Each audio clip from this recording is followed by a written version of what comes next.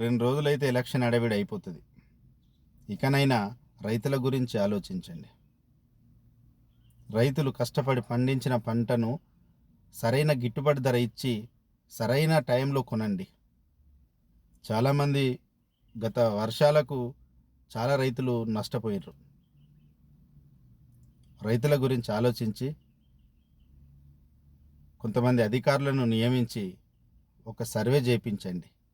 ఎంతమంది రైతులు నష్టపోయినరు, మరి ఆయా నియోజకవర్గాలలో ఎన్ని కేంద్రాలు ఓపెన్ అయినాయి, మరి ఆ కేంద్రాలలో ఎన్ని వడ్లు కొన్నారు, మరి రైతులు ఎదుర్కొంటున్న ఇబ్బందులు ఏంటి, మరి వాళ్ళకి ఇంకేం చెయ్యాలి అనే ఒక ప్రణాళికను రూపొందించండి. చాలు రాజకీయాలు, ఎలక్షన్లు వచ్చినప్పుడు రాజకీయాలు చేయండి, కానీ తర్వాత మాత్రం ప్రజల సమస్యలపైన ఆలోచించండి.